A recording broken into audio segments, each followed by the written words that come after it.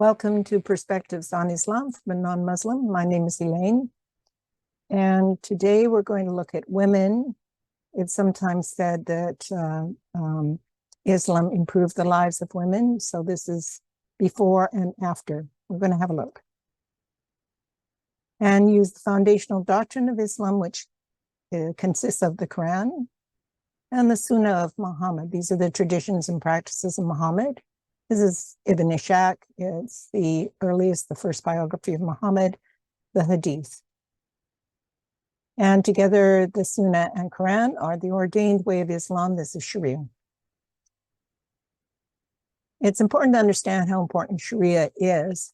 As it says in the Quran here, whoever disobeys Allah and his messenger has certainly strayed into clear error. Now in Mecca, prior to his migration to Medina and the beginning of the Islamic calendar, Muhammad, and prior to his revelations, Muhammad was married to Khadija.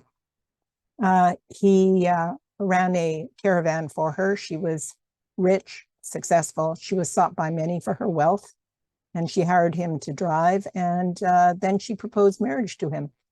He was married to her for 25 years. He started having revelations 15 years into their marriage. Now, when Khadija died, she was very powerful in Mecca. And when she died, Muhammad married Sauda. And this was 3 years before his migration to Medina. Now, in Mecca, it's well known that Muhammad had said he did not approve of female infanticide. And this is, of course, a good thing. Now, after the migration to Medina, things changed. Muhammad had more wives. Here we have in Ibn Ishaq, he married 13 women. Like I said, the first one was Sauda, and then Aisha, his favorite.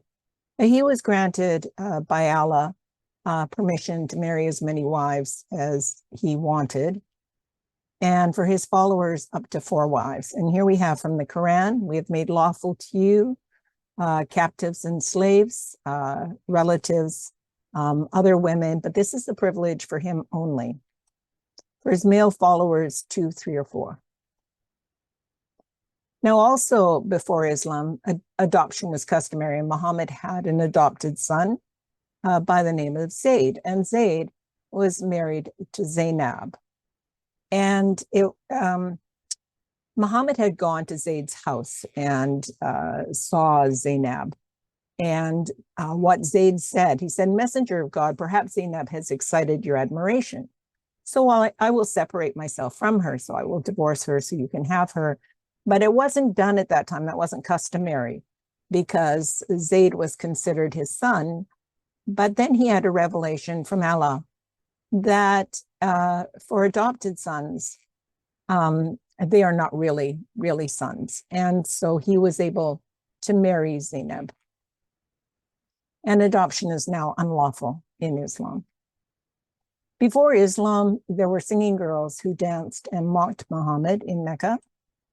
And when Muhammad went back to Mecca, 10 years later, Muhammad ordered them killed. And after Islam, musical instruments were forbidden. Here's an example from the Sharia. Allah ordered me to do away with musical instruments, flutes, strings, crucifixes, and the affair of the pre-Islamic period of ignorance. Before Islam, women did not have to cover themselves or perform obligatory prayers. But after Islam, women were instructed to cover themselves, obey, and perform obligatory prayers. As you see here, abide in your houses and do not display yourself as the former times of ignorance. So that's before and after Islam, a change.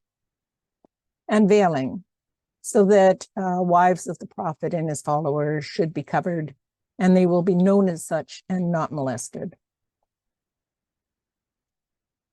The Prophet said, Allah does not accept the prayer of a woman who has reached puberty unless she wears a veil.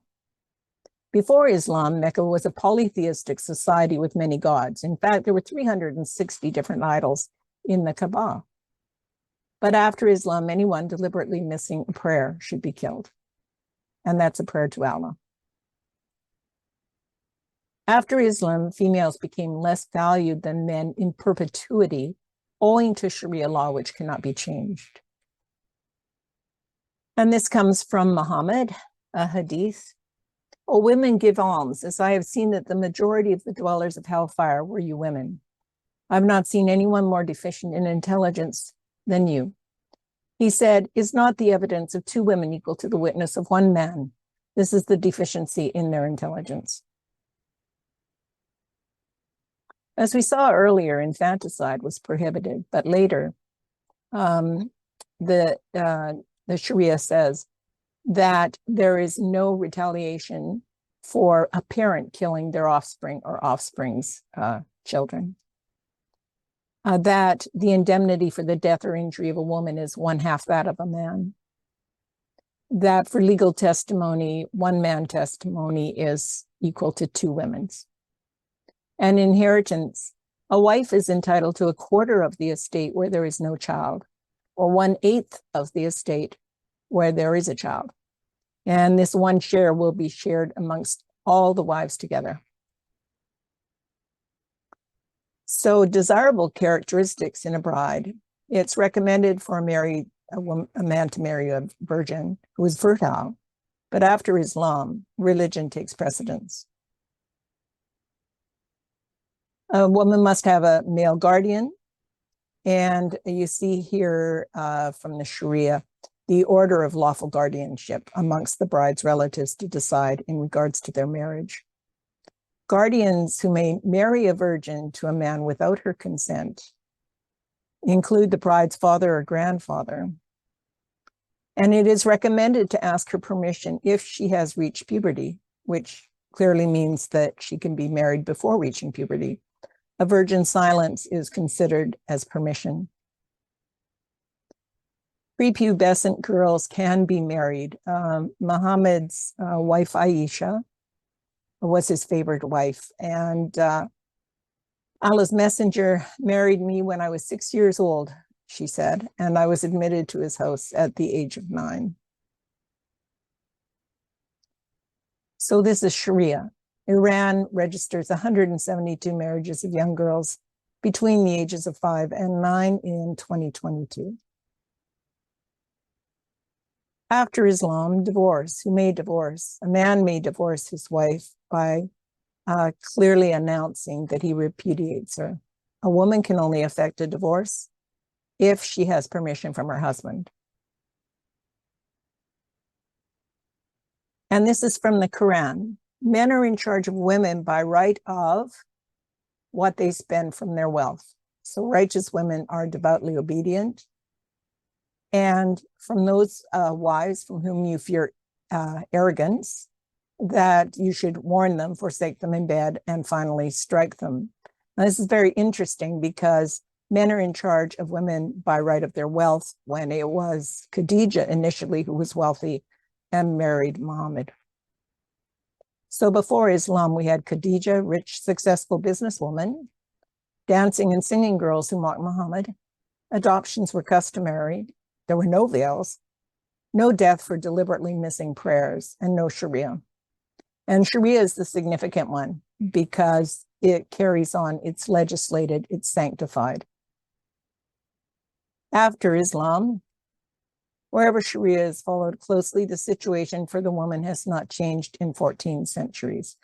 And that can be followed closely in a country or followed closely in your home. The Quran is considered perfect, and Muhammad's example is the pattern to follow. No change is possible. After Islam, this is Afghanistan. Please like, share, and subscribe. Links are below. Thank you for your attention.